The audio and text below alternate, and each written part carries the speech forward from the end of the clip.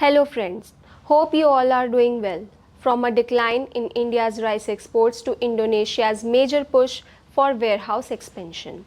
The global agriculture sector is witnessing rapid changes. Trade tensions, supply disruptions, and shifting policies are continuously reshaping the market landscape. Countries across the world are now focusing on strengthening food security, improving supply chains, and supporting farmers through strategic reforms. So, let's take a look at today's latest developments in the commodity sector. Here is the first latest development related to India's rice exports. What has suddenly happened to India's rice exports?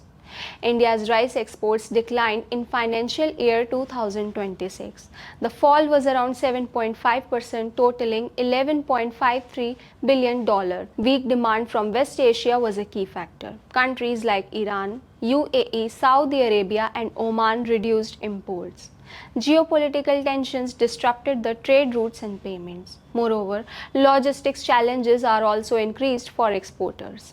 However, global demand remains stable in other regions. Let's have a look at the second latest development. Why is Indonesia allocating such a large amount to build 100 warehouses?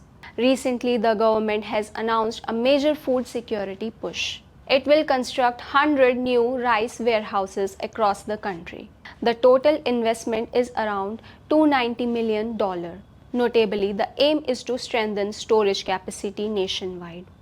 It will improve post-harvest management for farmers. The plan also targets reducing storage and supply chain losses. It will help absorb rising rice production efficiently. Not only this, but the move is expected to stabilize national rice reserves amid growing demand. Now here comes the third latest development, which is related to Indian agriculture. Why is Indian agriculture being called a tough nut to crack in trade talks? The United States has made this remark during ongoing negotiations. US Trade Representative Jamieson Greer made the statement. He was referring to agriculture market access discussions. India maintains strong protections for its farm sector.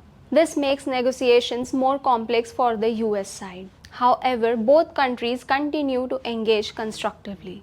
They are exploring possible agreements on select farm goods. Talks remain a part of broader trade framework discussion. Let's discuss the fourth latest development.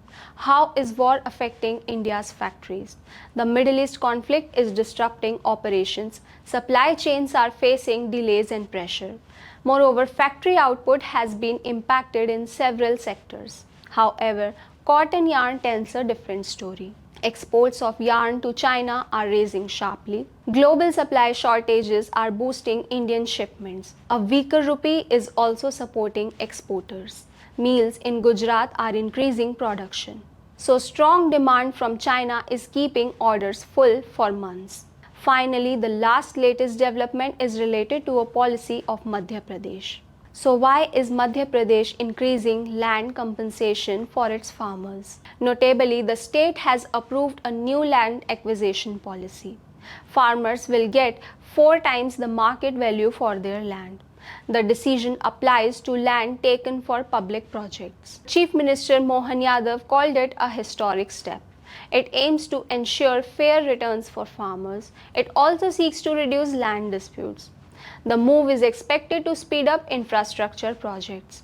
This includes roads, irrigation, railways, and dams. Overall, these developments highlight a shifting global agriculture landscape.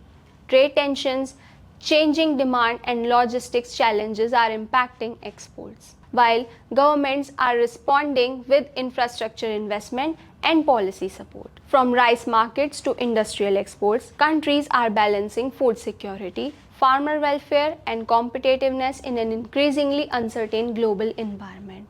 We'll keep you updated with more such latest developments. Till then, stay safe and stay informed. And thanks for watching.